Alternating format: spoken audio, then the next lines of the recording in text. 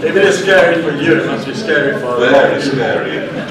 Listen, we start very promptly at 6:30, and I'm going to ask Jeremy to talk about anything he wants, and if he doesn't, I'll ask him a couple of questions, and afterwards I want to throw open to the floor, as there are so many of you, and I'm sure that there will be many questions, and all I ask is that you ask intelligent questions.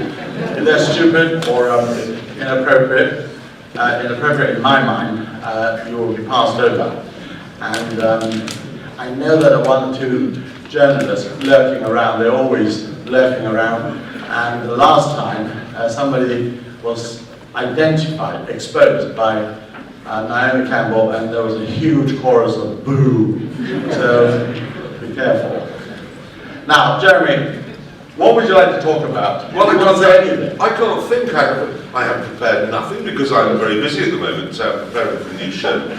And so, you're thinking out of a new name for your show. Yeah, we do need a new name. That's, yeah. Well, in a minute, towards the end, I'm going to ask 10 of you to propose a new name for Jeremy Clarkson. And I'll explain why it's not possible. Because we've looked at every single combination of two English words, okay, and they're all previously trademarked in Uzbekistan or France or somewhere of that nature. So you can't have any name for any company. Who can quickly name a possible name? Jeremy Clarkson. Yeah, thought of that. Jeremy Clarkson. Is Done that. James May objected. Any other? Drive time. What? Drive time. Drive. Drive time. Time. Well, we would, except we've called our own website Drive Tribe, and that's too similar, and you can't have Drive Time because that's already registered. We've done, honestly, we've been through every combination. Have you looked up the from non-sweet? driving along. Why do you call it a fruit? It's always, I mean, orange, apple, they're always, how do you call it? We've thought of rivers, we've been through every river. The only river that isn't actually trademarked is the Earwash. How about yellow? No, gone. The Yellows are already, there's a company called Yellow. Everything is gone, it's impossible. Well, it is. But listen, I want to ask you a question, as you haven't got anything prepared. Will you please? Well, I have nothing to promote. Yes. Well, my publisher's sitting there. Have I got a book? Have you got a book? Yeah, I have got a book. What is it? How much is the advance? What is the kind of advance you give somebody like Jeremy Clarkson? Well, it depends how much progress we're going to go next hour. The other day, Boris Johnson published his tax returns, and I was absolutely astonished that his biggest income was actually copyright royalties. And one wouldn't have thought that one would associate him with book publishing. So, somebody like you must be absolutely radiant. I think I ought to be. Well, there it is, and you are. I'm staring at Roland. But talking about Books, money, I think the books have dwindled now to nothing, haven't they? Are they not selling anymore? I mean, I'm not on the television anymore, I'm not on the radio anymore. I pretty much disappeared from public view, and this is the largest audience I'm ever going to have this year. But Piers Morgan, in fact, today said that you are now a has-been, and you will not enjoy the kind of status of stardom that you have. He said we would have 100,000 viewers, but I don't think it'll be that high. So I don't think... But you know what you can tell him, because Newsweek has had a really hard time, and over the years has had millions of circulation, until it was sold for $1 to some man, and then it was resold to a thing called IBT, and do you know what? It's only got 100,000 readers. Newsweek has? Yes, instead of 500,000 or 2 million. Well, that's all that he gets on his breakfast television programme. Which is where that. Perhaps everybody watching you will be those who are working in Newsweek. Yes, no, I can't imagine. I mean, Amazon Prime is relatively small in the UK at the moment, so we're not going to have huge... Well, there are 2 million subscribers. Yeah, there's 2 million subscribers, and then there's a lot more than that in America, and they're behind Netflix. But I think that the point of us going along there is that they'll be able to batter doors down by saying that the people previously on Top Gear, because they won't have a name for us because we still can't think of one, are now only available on Amazon Prime, and then people will sign up and then there'll be lots more people watching. and you get free shopping. I joined Amazon yesterday. I'm rather ashamed to admit it's taken 6 months. And has anyone tried Amazon shopping online with Amazon? Has anyone done it? Somebody? Yeah. How do you stop? You can't stop shopping. You just think, oh, I've got a denim shirt, I have some t-shirts and some trousers. And that leather shoulder bag looks nice, and I want a selfie stick and some shoes. I'm going to have no money left because I'm going to buy it all. I'm going to buy everything they sell. It's absolutely addictive. I can't recommend it. We're talking about money, were you pleased? Do you think it's worth it for you to have gone away with £14 million when you left Top Gear?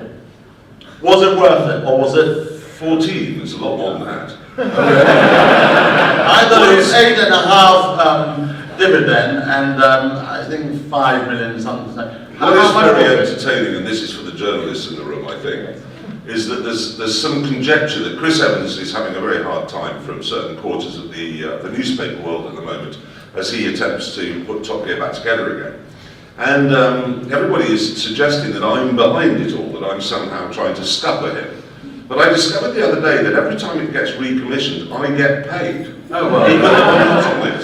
So that's a curious BBC bit of contract, that really is, but I've ended up, so I wish you all the very best. but whatever it was, whether it was much more or more than £14 million, whatever it was, do you regret it? If there was a magical moment when you could have withdrawn that little fracas with Mr. whatever his name is, would you have prefer to have just woken up in a... To be honest, no, I think I'll be honest about this rather than lie. Which is my natural state, but no, it's, I think obviously we would have just stayed at the BBC and then the show would have got tired and boring and we'd have eventually piloted it into a hillside and that would have been the end of that. And so at the time you think, oh dear, this is all a bit tragic, but because we've now been forced to reinvent the whole thing, and we're online where you can a horse, so you can do anything online. How do you do that? I should imagine you lift its tail up. First. Anyway, the point is, yes, I don't know about horses' anatomy. I must look more carefully. Anyhow, the point is, it's forced us, all four of us, the three presenters and the producer, Andy Wilner, to actually concentrate on reinventing it and then starting again. So now, looking at it, I think, well, that was a fantastic thing to have happened. Although, as you say, at the time, I did go home and think, ooh, this is a bit ugly.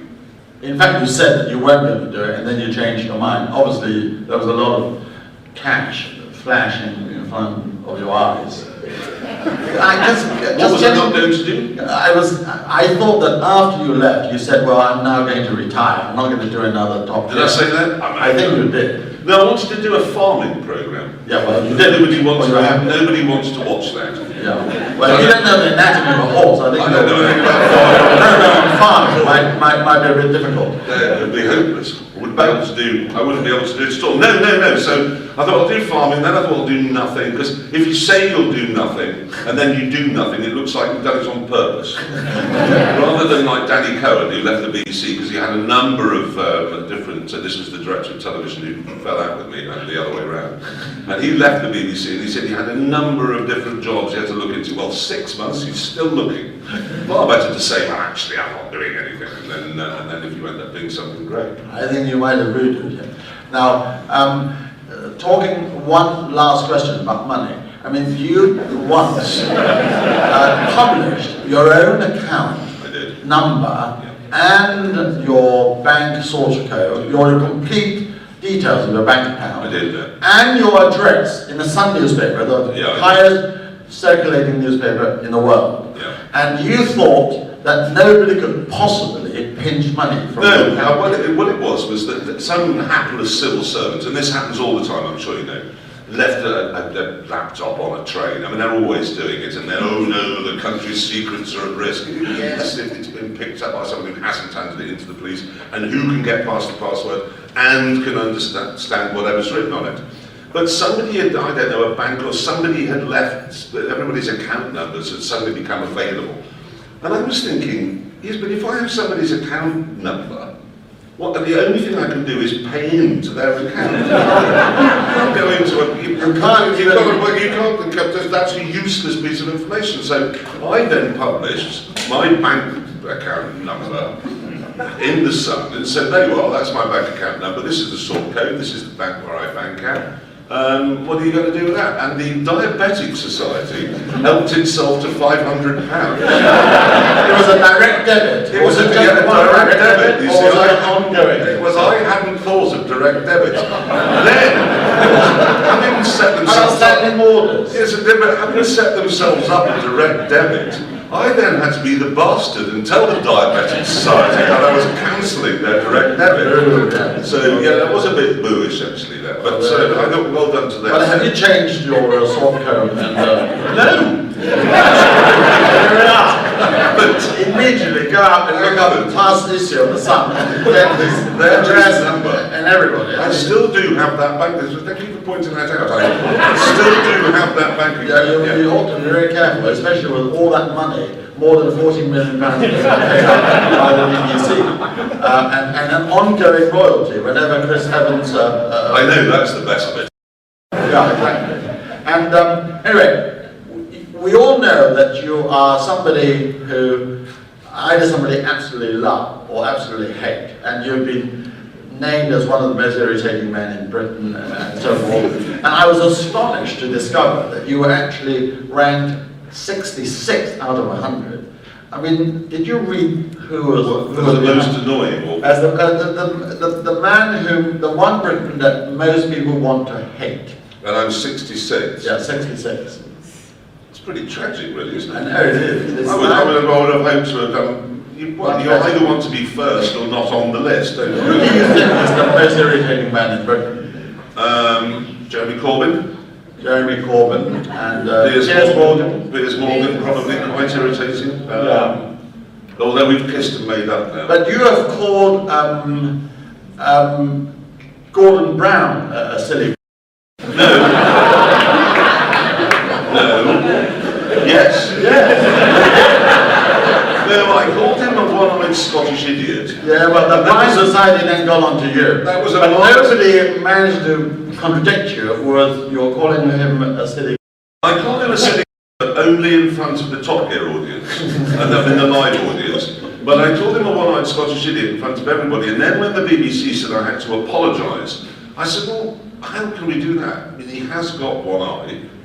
No, one-eyed Scottish, that's it, one-eyed Scottish idiot, and he is an idiot, and he's Scottish. But you had to withdraw the one-eyed bit. We had to withdraw the one-eyed bit, yeah. so I had to say sorry for only having one eye. Which didn't seem like much of an apology to me, but anyway, that's... But you did then continue to say, but I maintain that he's still an idiot. He is an idiot. Well, he was, I don't know what he was. What was the most idiotic thing he did? Gordon Brown? Yeah. Well, I think when he sold all of the nation's gold when it was at its rock bottom price, that was pretty stupid, I think. And that was before he was even, long before he was. That's a very intellectual challenge. I mean, one wouldn't have thought. If somebody asked you, why do you call him a so-and-so, you would say because he sold gold at the lowest. I mean, that's a very intellectual. That was his starting point. That was his starting point. Then he went backwards from there. I was not a fan of him or Blair. Blair banned smoking, so he could never be forgiven. Prescott put a bus line on the M4. I mean, there were just endless mistakes. Do you think Prescott was a tough cookie when he punched that man back when he was pelted with a tomato? Oh, I don't know. Well, that was fair enough, wasn't it? Yeah. You were pied once. Did you react? I was what? Didn't somebody chuck you a pie, didn't you? No, I told her there was too much sugar in it. She did. She shoved a pie in my face, and I actually started by saying "good shot," which it was. It was a really good shot, and then it was too sweet. So I just criticised her cooking rather than watching. Do you think political correctness is the most irritating thing in the world, in the modern world today? No, trying to put sun cream on a man's back. That's Somebody says, could you just put sun cream on my back? That's more annoying than political. Or perhaps it's unpolitically correct to say that I wouldn't want to put sun cream on your back. I don't know. Political correctness is tiresome. I mean, we really suffered from it terribly at the Beeb because when Cohen was there. I remember being hauled in once and he was, oh, you've got to come and see me. And oh God, damn it, it's a Tuesday, it's so busy, no, you've got to come. So I trudged all the way across London to Broadcasting House. And then you have to make small talk with his PA, and then the badge doesn't work, and he passed things, because it never ever did. And I finally got him to see it, and he said, I understand you have a new dog. Yes, Danny, what? And you've called it Didier Drogba. Yeah, I have. It's racist. Why is it racist? We're all Chelsea fans in the family. My son thinks Didier Drogba's a god, therefore we've called the dog Didier. He said, well, please tell me the dog isn't black. It's Scotty dog. Oh, God. I just thought, should I have called it John Terrier? And he said, yes, that would be fine. So I said, well, we can call a white dog after a black player, a black dog. So I said, what about the Labrador? Can we have Frank Labrador? And that was, I mean, you just sit and think, how do they actually operate, these people? How do they keep their minds on what they're supposed to be doing when their minds are so full of stuff and nonsense? I mean, anyway, I was going to fall out. Yes, I mean, there are all sorts of things you hate as well, right? When you were in room 101, you listed all sorts of things. I mean, why are you such why do you test caravan so much? Have you ever driven anywhere? No. Well, there you are. I've been in a caravan. It was a very good way of going to a wedding once, which was rather far away, and I didn't want to stay overnight. It's such a bore. So I got a caravan, and I was driven there, and I had a double bed, and I slept there until I got to the place. I parked outside the garden, I changed, I went to the party, and I came back, went back in my pajamas, and was driven back to London. I think it was very convenient. Was it? Not for the people who were behind it, though. They were driving on. It was 3 o'clock in the morning. I can't quite understand the people who go on holiday in caravans, because they presumably live in a house and it's got a roof and plumbing, and then they say, I know, for our holiday, let's go into a field and in a bucket. Why would you do that? Why would you live in a much smaller space in your holiday? There are a lot of caravans now have their own lavatory. You don't have to go outside. You have to empty the out somewhere. It doesn't just, it has to be taken away. And then they all compete to who can have the snazziest carrying bucket. And then they all walk around going, morning, and they're carrying their own turds with them. That's a holiday. And how about the mentality of gold clubs? I mean, no. Yeah. Edinburgh, presumably some golfers here, aren't there? Yes. There always golfers. No, I just don't understand all that thing about rolling your trouser leg up. You can't come through that door if it's a Wednesday unless you call the chairman and buy his initials, and you just think, well, I just don't understand it. It is, as Mark Twain said, good walk, ruined. Now, what else do you want to talk about before I throw open the floor? Well, no, you're asking lots of all sorts of questions. Yes, I mean, you astonished me with your identifying George Brown as the most idiotic thing. Gordon Brown, sorry, George Brown. What would you think was his most idiotic? Oh, he decommissioned Britannia, which was absolutely the most hideous thing he did. Yes, because here is the most symbolic. It was a treasure, and it really was something that was magnificent and beautiful and had such provenance. It's just that these new Labour people don't understand provenance. They don't have a sense of history. No, they do. They just want to be rid of it. And I think that the British always underdo themselves. I mean, they don't understand that people have great respect for it. I thought it was a very sad thing that he did that, as well as the fact that he sold all the gold at the bottom. Well, he's had to sell the yacht because he lost all the money on the gold.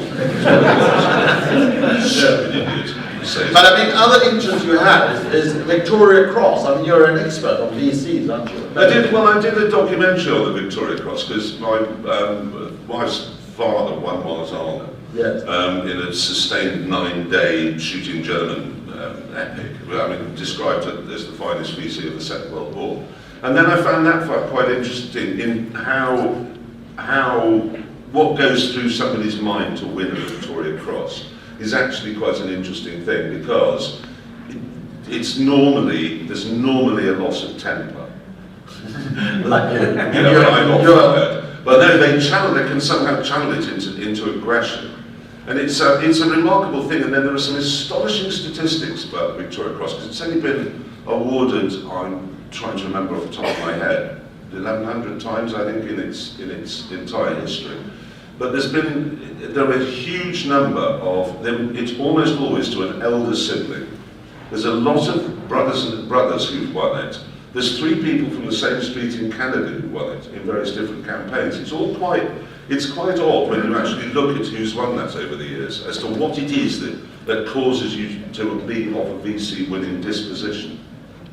No, fascinating. Around 1,100 winners of the Nobel Prize as well, which I wondered whether there was a correlation. One was absolutely brilliant, the other you have to lose your temper. You should have do. Yes, but I mean, do you think if you were in the front line, do you think you might? Wouldn't be. What? I wouldn't be. But I sure. got shot as a deserter. I've been terribly cowardly.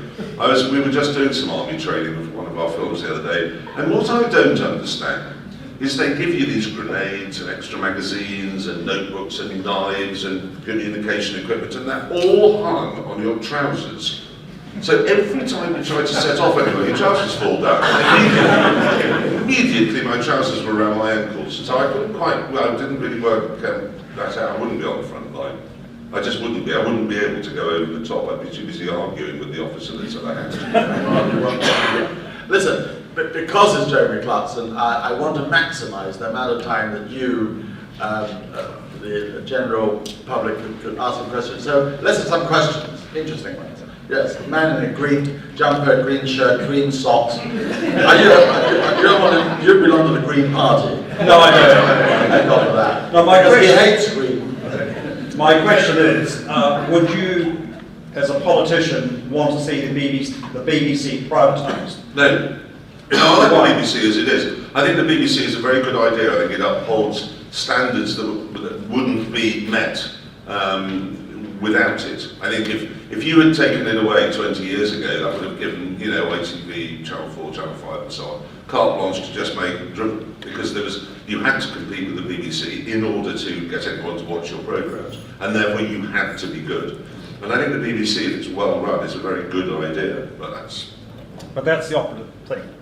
If it's well run. if it's well run, but that applies to everything. If it is well run, I think the BBC is a tremendous, tremendous place. When do you think the BBC was extremely well run? Not when I was there. Well, so that's 27 years. No, I mean, it's very top heavy, it's very management, there's far too many tiers of management. It's far too difficult to get anything done. They're far too obsessed with quotas and political correctness and so on and so forth. But it does, as we all know, churn out some astonishingly good programmes from time to time. Absolutely brilliant programmes. Yeah, like Top Gear.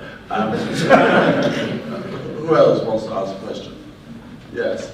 Are you Chinese or are you what? Yeah, I'm originally from China. Oh, good. Excellent. Oh, well, thank What are you. you blowing into the thing for?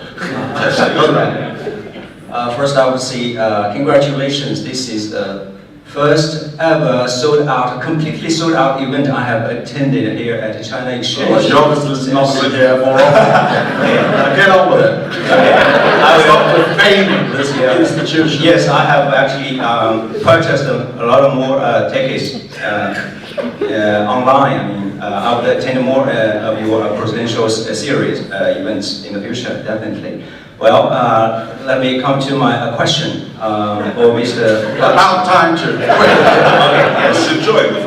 Because I'm a foreigner, I do not know much about Mr. Clarkson, so I did some last-minute research. Oh, no, and here came an interesting paragraph. It seems from Piers Morgan, something related to your new program. He just said on a Huffington Post article, in an article, and I quote, "Out of pure curiosity, I probably will tune in your program. It is only going to be watched by about 100,000 people, so they'll have to get used to not being big stars in this country anymore. So I would like to know your response. What would be your personal expectation of your Well, program?" you're sitting here, right? I didn't see you coming in 10 minutes late. Sorry. Stop. We not did listening. We've dealt with that right at the beginning. Next question. You did actually answer that. We covered that. Hello. For God's sake, wake up. If you want to go up to a sold-out event, you've got to prick your ears. Even though you're my compatriot. Go on. Question. What do you make of Tesla's offering, and how many years do you think it will be before the majority of cars on our streets are electric? Well, I think that in the fullness of time, every single car will be electric, but I hope that we've had the wisdom between now and then to make sure that they're all charged up by hydrogen fuel cells and not by the power stations. Because London, I think, I know Britain at the moment is only able to provide 5% more electricity than we actually use. Well, then that's just because we're charging our laptops and telephones and running electric lights. If we all start charging our cars up as well, we simply will not have the power to do it. And particularly not as we aren't able to build a new nuclear power station because some bats and snails have been discovered near the site. And Brian May's undoubtedly going to find a badger before very long. So there won't be any nuclear power stations, and we won't be able to frack for gas because of Emma Thompson. So we're going to have hydrogen fuel cells, and there is no current legislation that forces car makers to do it, which is a shame. So they're all just going down the path of least resistance and just putting batteries in them. And because wind farms are absolutely out of the question. Otherwise, that wouldn't be enough. That wouldn't really work on a car, because it would be generating its own wind as it drove along. I think you should start. It's a rather boring answer. Forgive me for that, but I'm right pathological about hydrogen fuel cells because there's no earthly reason why we shouldn't all have them. Hydrogen fuel cells. Let me see if I can make this live for you, because this is why it's a very good idea. You can use in order to get hydrogen, which is the most abundant element in the universe, because you have the sea, which is H2O, hydrogen and oxygen. So you have to separate them. Now let me just paint the picture. You separate those two, you get hydrogen. Now that hydrogen can be stored. Leicester University, Leicester back in the news again now, Leicester University is developing a credit card on which that gas can be stored. So you just buy, say, 5,000 miles, 10,000 miles, you put it into your car. Your car is completely silent. The hydrogen fuel cell is a silent thing. All that happens is that the hydrogen makes electricity, and then it's turned into water again. So as you drive along, you have a dribble of water coming out of the exhaust, and that's it. And it's charging the batteries that propel the car. So you don't ever need to plug the car in to charge it up, because you're getting it from the hydrogen. And then, and this is a really incredible thing, even if you were to drive a small family hatchback, and you could just go limitless speed, huge power and huge speed are available. They're not milk floats. When you get home at night, you can plug your car into your house, and even if you live in Blenheim Palace, it will generate enough electricity silently with just water coming out of the exhaust pipe to run every appliance in your house. And we're not having this. And all this technology exists now. Because Why? We're not having it because the complication of making hydrogen, to try and explain this simply, is it costs you, let's call them electricities, units of electricity. It costs you 2 electricities to get 1 electricity. It's enormously energy hungry to make hydrogen, to separate it from water. So the energy you create, let's say you get 1 energy, you use 2 to get it. So you have, but I keep saying, well, if you go to Iceland, where they've got geothermal power, they've got hydroelectric power, they can just make as much hydrogen as you like. It's then transportable, unlike normal electricity. So you can ship it over here in ships, lorries, whatever, and then we fill our cars up with it, same as we do, or either on a credit card or normally. I don't think so. I think all the money will end up in Panama if you go to Iceland. Yeah. Okay. But hydrogen fuel cells are definitely coming. There are a couple of them. Hyundai has one, but there's only 1 filling station. It's on the North Circular in the whole country. What do you think about self-driving cars? They're stupid. Self-driving cars, here's the thing, okay? So you have a self-driving car, wow, it's incredible. Look at that car, it can send it into town, it can find a parking space, it can park in that parking space. Then what? Because if you're not in it, you can't go into a shop and get milk, it can't do a day's work for you, and there's just no point to it at all. I can't understand. It's not like driving to... And eventually robots and AI will do that. Well, but you see, here's a great question I've often said. Plane crashes, 80% are caused by pilot error, 80%. Now, all planes are currently capable of flying, and I've seen this happen, it happens every time we go on one, by themselves. You don't need a pilot. So would you get on a plane that had no pilot? Even though it's statistically safe, nobody would. So how would you like to be driving down a road when there's some driverless car, can they? I don't want to see that. I am going to build one though. For the next series, only, but it's going to be driverless. I'm just going to have a Romanian immigrant in it. Wouldn't be able to do Thank that. God If you you said see so. that we can. That's a very, how old are you? Brilliant. He gets a job, I get to, I'm going to put a chaise long on it. How old are you? Thank you for it. How old are you? Huh? How old are you? 11. Excellent. Go on, Yes. ask any Oh, question. thank Can't ask that at the BBC anymore. Thank you for a very interesting talk. My question is, what have you ever had any great ideas for Top Gear that for some reason you just never got to do? Yeah, murdering James May. I have that most mornings. Let's murder James May today. And then for some reason he objects to it. No, because I think there are some times, we once, we did ambulance, we tried to revolutionise ambulances, which was quite successful apart from them not working. And we did it with police cars. We then spent months and months thinking, how could we improve on the fire engine? And you can't. Not if you've got to have a ladder and water and then for it to go quite quickly. So no, we wasted a lot of time trying to improve on something that's unimprovable on. Right, anybody else? Yeah. Yes. A lot of Chinese questions. We have some. There's a Chinese. Are you and then David Tang come up? Somebody's got the Yeah, microphone. go on. You and then. So, what can the Top Gear fans of old expect from the new program on Amazon Prime? Can we expect something similar? Will it be something very different? 3 middle-aged men falling over. Are you an IP lawyer? Because if you are, it's extremely different in every way.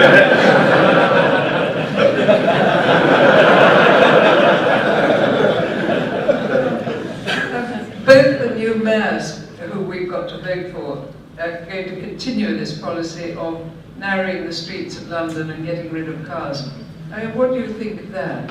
Well, it could be worse. We could have a choice between a man with nylon hair and a dishonest woman, which is what they've got in America. I know, isn't it? How have we ended up with Carmen, the other one, thingy, what's he called? Goldsmith.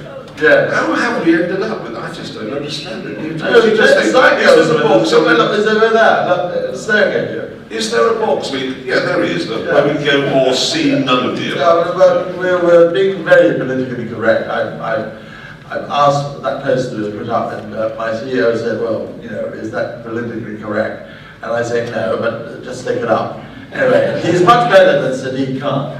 He is a lot better. No, he He's is not going to win, unfortunately. He's going to put, he announced last week, he's going to put dot matrix signs on various sort of traffic black spots around the capital that tell pedestrians, everybody I presume, how bad the air quality is that day. And it's like a sign saying falling rocks. What are we supposed to do with this information? I mean, hold our breath? But how long for? How do we know when it's safe to breathe in again? It's just a waste of money. And the embankment, I mean, what was Boris thinking of by, I'll turn this into a cycle lane. I wish he'd stayed on that zip. The whole of Hyde Park, is going to be changed into half of a cycle lane in a couple of months' time. What, the middle bit? The middle bit, yeah, the bit that goes The way through. through Yeah, and It's all going to be a cycle lane. it's half of it is going to be cycle lane, and there will be just 2 narrow lanes apart. So from a 4 lanes traffic, it's being squeezed into 2.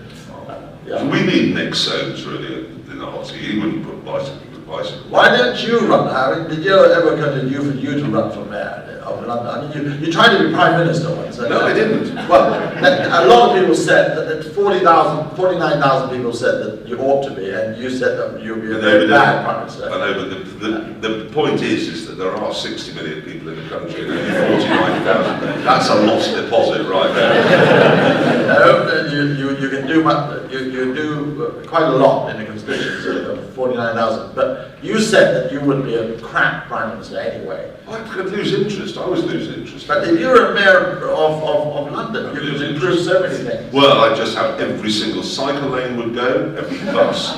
Buses would all go. That would be compulsory. No, but I mean, because buses, there's never anyone on them. Yeah, absolutely. And a little minivan once a week to take old lady to the shop. That's all right. But you don't need huge huge buses. You're absolutely right. Today I came down Shaftesbury Avenue, I counted the number of buses, 7 of them, and there were fewer than 7 passengers in all of them. Yeah. There is. But right at the back.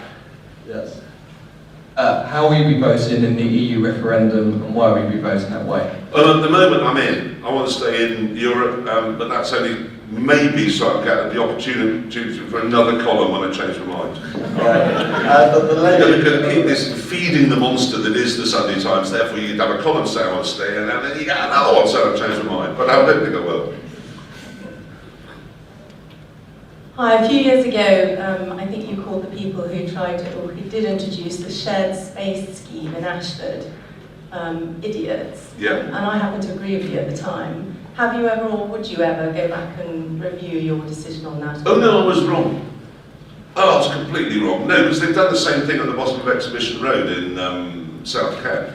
And it's fantastic driving down there now. You've got people milling around, you know. It's terrible. You don't know where the pavement is. You run a few of them down. Occasionally you run a few over, but it's okay. And then but I quite like that sort of gentle way of going. I don't mind. It doesn't bother me. Also, down that road, you don't know whether it's one way or both ways. There are parts of it which is one way, part of it is both ways, and you always have people driving straight at you, wrongly.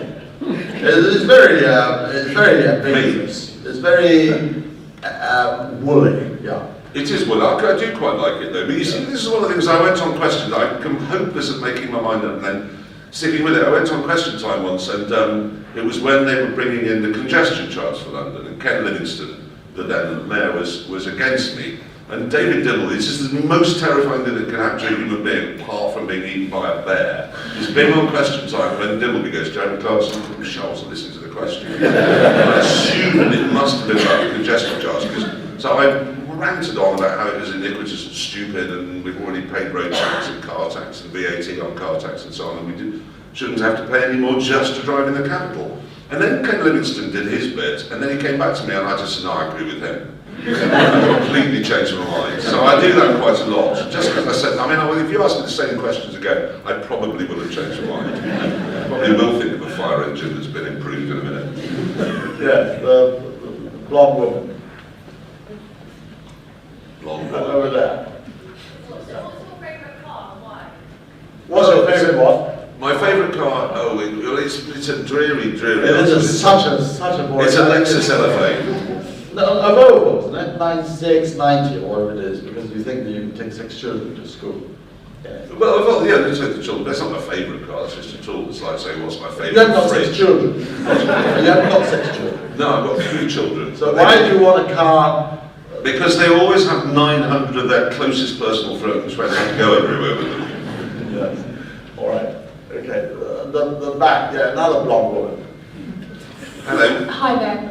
Quick question for you. You mentioned that you rubbed up against the PC police at the BBC. You also mentioned, or the host mentioned rather, that you can get away with doing unspeakable things to horses via Amazon. Are you enjoying the extra editorial freedom that you get at Amazon, and are you concerned that there's no one to actually rein you in? No, there's no more editorial freedom. I mean, there isn't any. The BBC allowed us to do anything we wanted. They were brilliant like that. It's just that when they hit the fan, which it usually did, it could have been a little bit more supportive from time to time. Whereas Amazon, I don't know, it hasn't hit the fan, so I don't know what Jeff's going to say. Yeah. It's the fan. It's all going to turn quite pear-shaped. Sorry, are you concerned if it hits the fan, will Amazon turn into another BBC and sort of, make you apologise? I'll let you know. I'll let you know when it hits the fan. Do you have an ETA on when?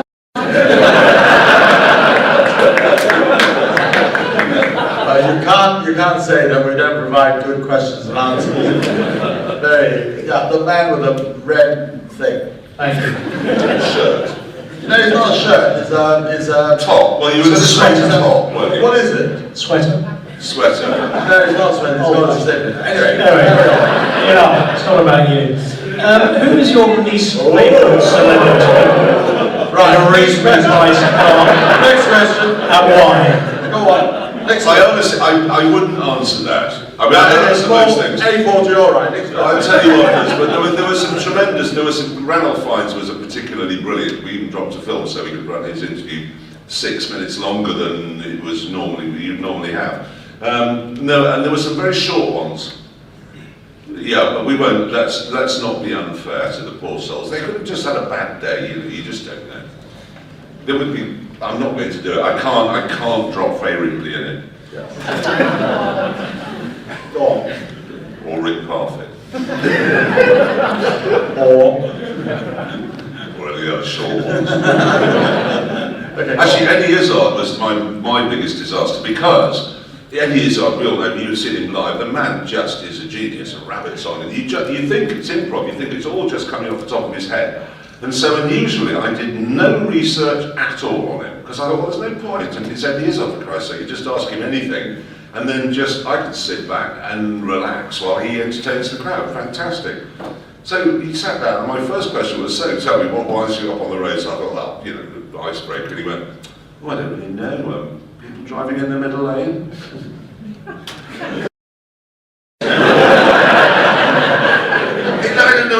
I know nothing, I don't know what to ask. That was a particularly difficult half an hour of my life, that one was. Right, go on. Hi, Jeremy. Out of the 3 hybrid hypercars, the P1, the 918 and the LaFerrari, which one gave you the greatest adrenaline dump or gave you... the McLaren is by far and away the biggest adrenaline pump. It is a widowmaker, that thing. It's absolutely terrifying. It's so fast. You haven't got time to think, well, I must stop now. It's sort of accelerate his tree dead. I mean, that's really the only way that you could get out of that. It's mind-blowingly terrifying. We've actually got it in the new series. We've done the comparison of the 3. So you'll be how many programs have you done?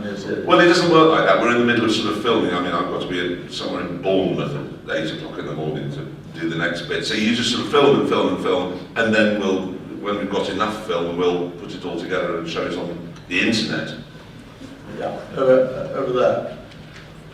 Man with a perfect haircut. That is parted by laser, isn't it? You said the P1 is the most exhilarating car. However, multiple road tests have now shown that the 918 is quicker. Will you deliver on your promise? I was asked which was the most exciting car. Yes. And that is the McLaren, is the most exciting. But you said the one that would go quickest around the track, depending on whether it was a 918. Ah, well, no, you see, you're going to have to fork out your £85, miss your next haircut,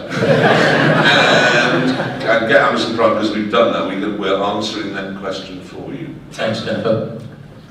Okay. You see, we aren't allowed to use that because of IP. I actually made an even bigger bet in the next series if that McLaren isn't the fastest.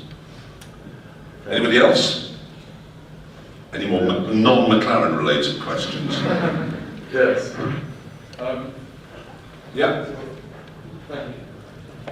Before discovering that you couldn't use it, what was your favourite name for the show? I liked Speedbird because it had a grace and an elegance to it. It had a sort of panache. It was everything we weren't. Which is, I really like the idea of calling it sort of something that conjures up a vision of a little tern, a little bird dancing in the sunlight, and then us 3 clomping overweight. Exactly. No, but it was a brilliant name. You didn't think it was a brilliant name? But it's not possible. No, it's not possible because it belongs to David Brown, as in the Aston Martin people.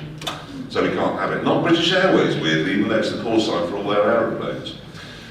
So no, we can't have that one either. We've got to be your shoes and socks. James May is an arse. I even looked into that. We can't have that.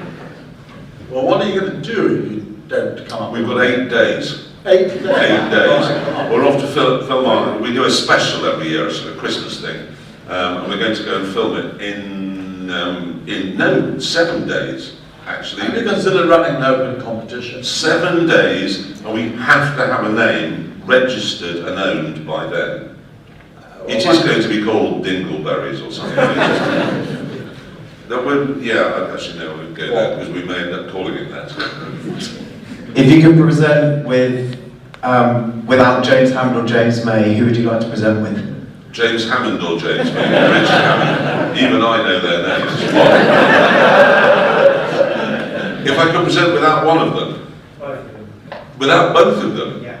Oh, I'm swelling at the thought of that. Actually becoming priapic.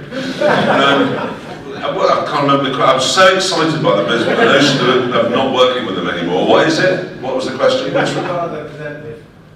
Which one do I most want to get rid of?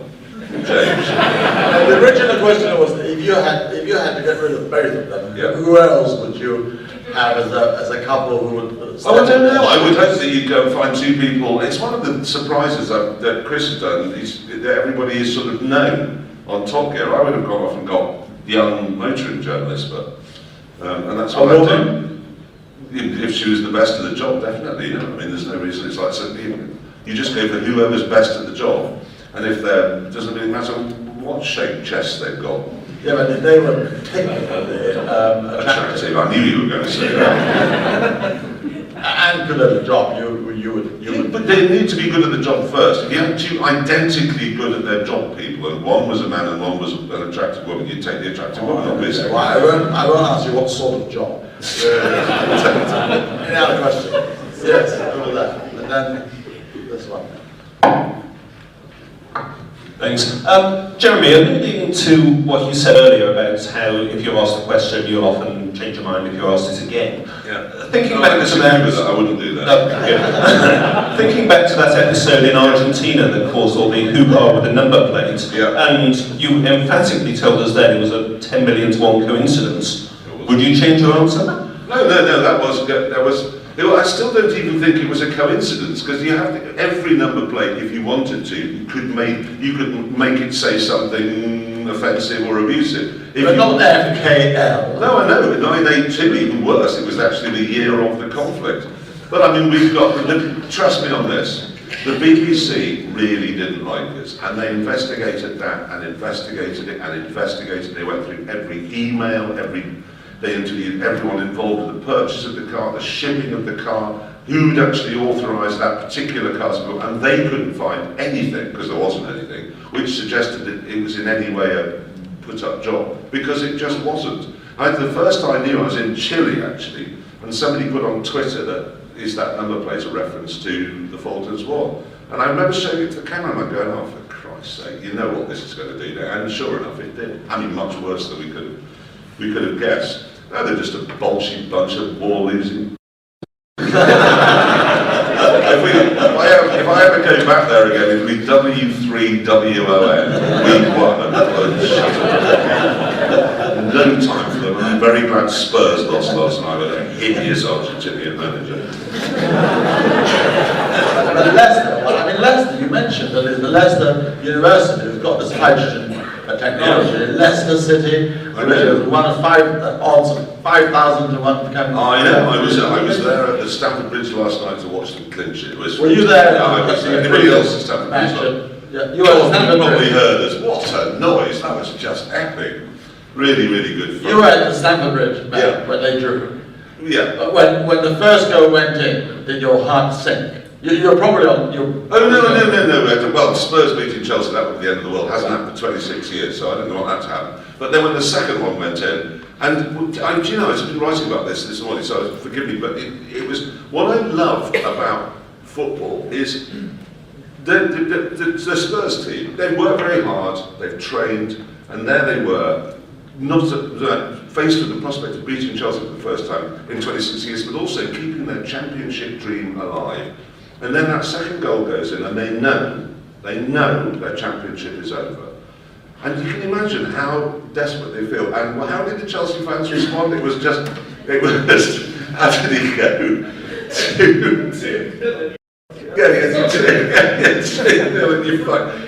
was 2-0, and he teared up. Just think, can you imagine in any other walk of life, and the one I wrote about this morning, forgive me making my own material, my own newspaper column, but it was the same in Amazon, stopped off at Scott's tent on the way back from "You're dead and you lost the race." You just don't do that in any other walk of life. You don't openly laugh at someone who's just lost something. And I think we should. I mean, I think it's going to be a brilliant thing to introduce where you just laugh at people who cocked up. Instead of putting your arm around going, oh, are you all right? Well, are you very happy for Leicester? I'm very happy for Leicester. I mean, that's a great story. Do you think the monks had anything to do with the holy water in the chanting? No, well, no. 5,000 to 1, only a holy intervention could have achieved. No, it's just, what it is there was, I don't know if anybody follows rugby, I once went to watch the Wasps, which at the time was basically the England rugby team, Delalio and so on playing for them, and they were playing a part-time team of forklift truck drivers from Solihull called Potemps Bees. I mean, nobody had ever heard of them, and there they were, these two teams, massively unmatched, up against one another, and the Potemps Bees won, because they were playing with more heart. And you can have as much skill as you like, but when you're up against some properly determined opposition, and once they'd won a few matches and they had the belief that they could win, and then they was thinking, we can actually do this, and the power that they had in their hearts, they could run rings and have run rings around anybody. So I don't think it was your monks, I just think it was human nature. And it's a delightful, brilliant story, and I hope they make a film out of it, because I'd like to watch it. Well, anyway, I've asked the owner, Mr. Vijay, to come with holy water. I want to soak all my handkerchiefs in them and everything else, because I know that anything that I didn't think I would ever achieve would probably happen if I soak my clothes in just holy water. Well, you catch a chill is what you catch. Hi, you have been to many countries, you're very special. Is there any location that you've not been there yet, but you would love to visit and do a show, talkie-ish style? Yeah, no, there are very few countries left that I haven't been to. I think 6 or 7, I think, is all that's left. And North Korea doesn't hold much. Have you tried? No. I'd like to go to Iran, where we weren't allowed to go, BBC weren't allowed in. They didn't allow Ski Sunday in. I couldn't work that one out at all. They can't ski or something? No, I don't know. In the programme, Ski Sunday was banned by the Iranians. I thought, well, that's controversial. So we stood no chance. But I mean, we could go now, and I'd quite like to go to Iran. But other than that, or we'll just endlessly go back to Botswana, which is our favourite place to film. Why? Have you been to Botswana? Yes. It's I just find it's great when people sticking their noses in and saying, can I have a selfie? One photo, you know, you can actually get on and make a break up the heights. Fabulous. It's the same all over Africa. No, we like filming in Africa most of all. Botswana's the sort of quietest, most peaceful, lovely place to work in. Who's that? Where are you from? Hong Kong. Oh, Hong Kong, okay. No, we once did a live show there, and I apologise if you were at it because I cut it short. Because Why is that? Because the light show along the front was at 8 o'clock every night. I think it's 8 o'clock. And our show didn't finish till 8:20 every night, and I was so off that on the last night I just cut massive chunks of it out so that I could go and watch the light show. So if you were at that show, very sorry. Thank God we gave you a steak, probably. Yes. I'm not allowed to talk about that. Anybody else? Yes, come on. A few years ago I used to work on Dead Ringers. Used to? Work on Dead Ringers. I wondered what you thought of John Colshaw's impression of you. Oh, I never saw it. Who's John Colshaw? Well, you can't answer. I bet he was very good. Was he very good?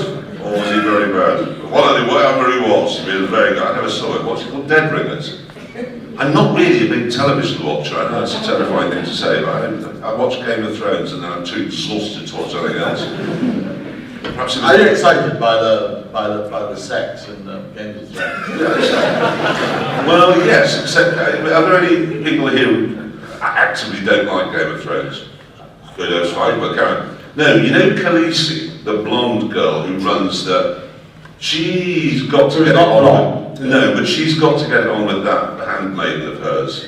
That's really what's keeping me going in Series 5, because everybody's had sex with everybody else apart from those two. And they're by far the most attractive girls in it. So I'm sitting thinking, well, come on, get on with it. How about the woman in the night manager? I can't remember. Oh, yes, no, the tall girl. Yes. Were you excited? Yeah, no, she was very beautiful. Yeah. She was very beautiful. But not so much in Dr. Foster. Did you watch Dr. Foster? Do you know?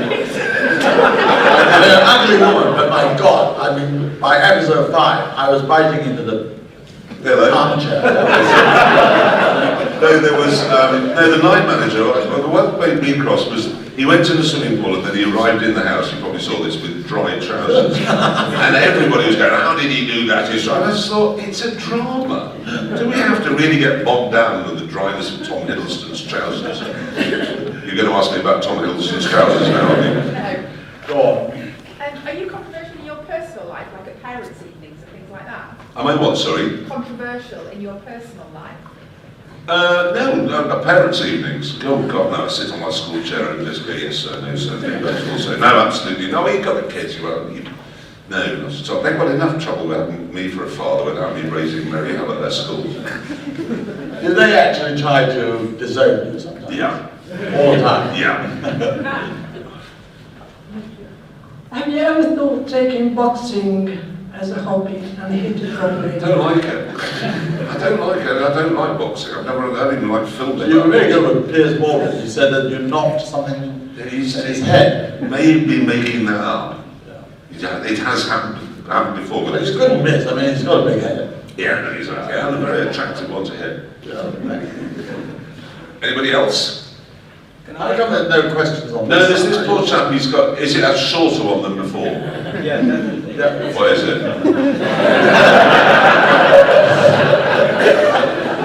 My question is, you have an opinion on the EU referendum. Do you also have an opinion?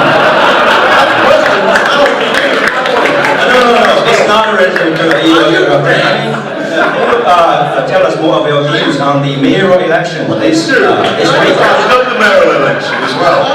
Not the mayoral election. What do you do for a living? Are you a memory I write something. I do writing. You write for whom? For a lot of magazines, blogs, Which you can't things remember. like that.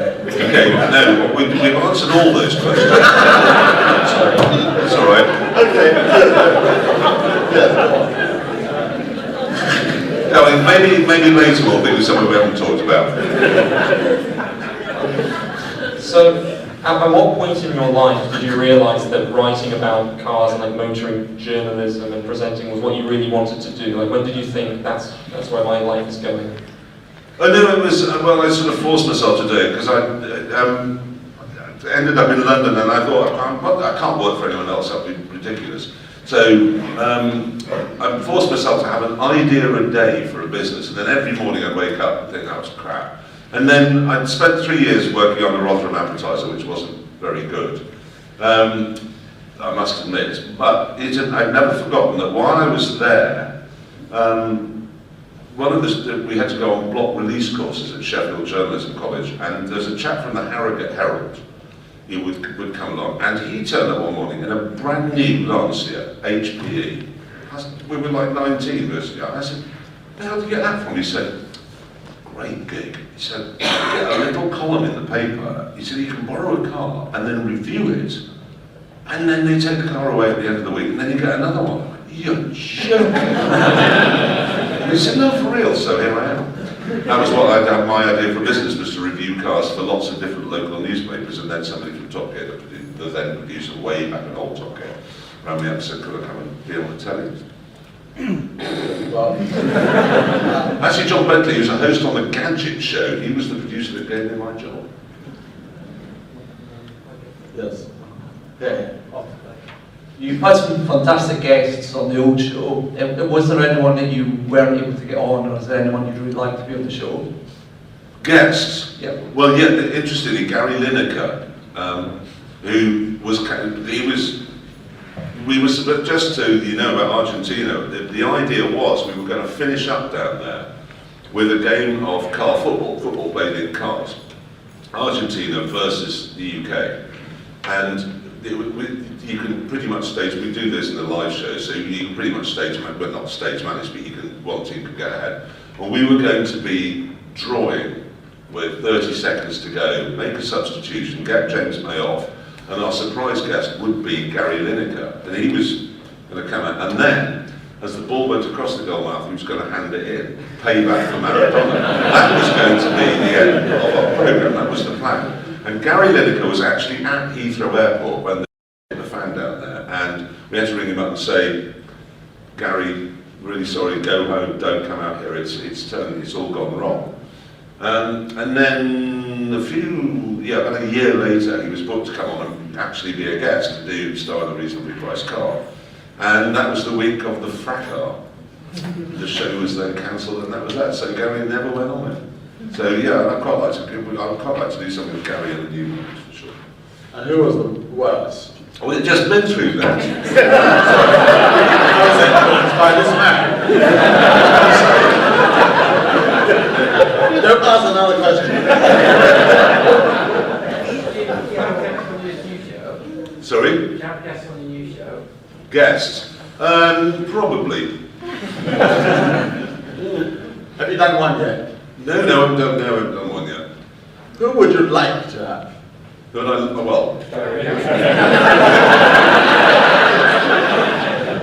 well, when we were in Argentina, do you want to ask that question again? Okay, last question. Yes, this man, the host of it. Will you be revisiting any of the featured presentations on your new show that you had on Top Gear? Beaches. No, will you be revisiting some of the featured presentations on your new show? No, God no, that's all new. No, it's all very new. That's yes, no, and that's not even if you are allowed to do that. It's a very new show. It just happens to be hosted by us three. So yeah, we're not, there's nothing's the same. Well, it's the same sort of thing, but not the same idea. It's quite nice to end the programme with two bold questions. You did a documentary on the BBC, you did an article about Kingdom Brunel. Do you have any ambitions to do any documentaries about something else other than cars? Yeah, farming. Pretty good. Is this working? Yes, I do want to do my documentary. I'm determined now to do my documentary on farming. And the problem I did do three. I did war type ones, the Arctic convoys, the raid on Saint Nazaire, and the Victoria Cross one. And the problem is that you get these old boys to actually come and who were there and tell you what it was like and what actually happened, which I find the best bit in them. But tragically, but obviously, they've all now died. I mean, when we made that last one, the Arctic convoy one, about PQ-17, and interviewed 9 people, and between interviewing them and the programme going out, 3 had died, which means it's just not possible to make that type of programme anymore. The only route you can go down is the dreaded dramatic reconstruction, which is not very good actors with stupid face hair glued on, going over there, sir. So but you thought the man that Brunel was not very good. No, but it was a good enough programme that, but it was it's the only programme I've ever but it's the only programme I've ever presented that I didn't write. So, why didn't you bring up that extraordinary episode where he was showing, I think, a trick to his children, and he swallowed it, and nobody can get it out of his artery forceps. Well, that couldn't get it, and eventually his father, I think, turned him upside down on a board, and eventually it dropped. So not even his own invention was good enough. So I always question, how come he failed at the moment when he could have saved his own life? Failed? Yeah, or failed to with an invention that could have taken that coin out of his lung. Well, he did. He invented artery forceps.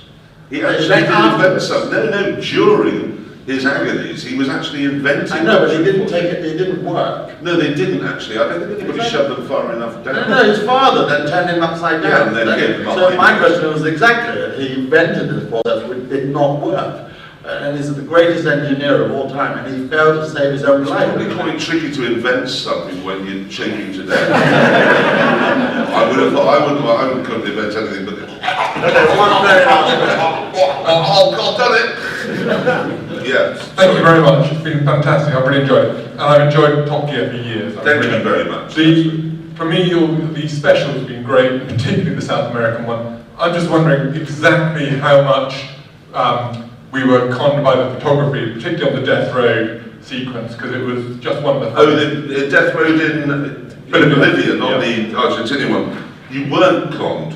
I've actually got some footage, oh no, it's not on that iPhone, but I would dearly love to show you, because I knew that back home everyone was saying, you didn't really do that. But I sat and I had my iPhone and went, so it was me in the car, and then went out of the window and it was 1,000 feet straight down, and the tyres were so over the edge that they was crumbling, so only half the tyres were actually on the cliff. This is on Death Road in Bolivia. No, I mean, it had to be done, and I noticed that my colleague's car that day, if you will have noticed in the film, both conveniently broke down that day, so they were so long fixing it, they drove up on the brand new motorway, which took hours and hours and hours, whereas I went up on Death Road. And, God, have you been there? No, I'd love to go. No, don't. What's interesting is the sheer number of graveyards along that road. I mean, huge numbers of them, and now it's really popular among cyclists who go down there, and they all fall off. And it's literally nothing funnier. Just watching them like lemmings coming off. Butch Cassidy and Sundance did deal there in Bolivia. They were well, Argentina. No, it was Argentina. We actually went to the house where they hold out. Well, apparently, according to some man who said, for you, my friend, special price, look around houses where Butch Cassidy was. So but they were Argentina, not Bolivia. Well, we're over around 5 minutes. Listen, everybody, first of all, thank you very much, Jeremy, and will you all please join me in thanking Jeremy Clarkson.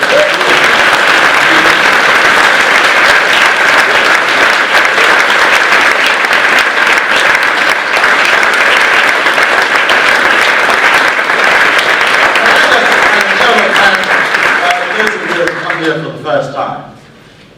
Quite a lot. So look, listen, please come back. We have fun talks, and you can see from our program we've got some extraordinary people coming. Not so funny is Tim Bell tomorrow, perhaps, but nonetheless fairly erudite. And then we have the wizard of Matthew Freud on Thursday, and then next week and so forth. So please come back. Can I come to Matthew's? Yes, you can, absolutely. Can I ask him a few tricky questions, as he's quite tricky himself. Anyway, I want you also to join me in a round of applause for this gentleman for asking 2 brilliant questions.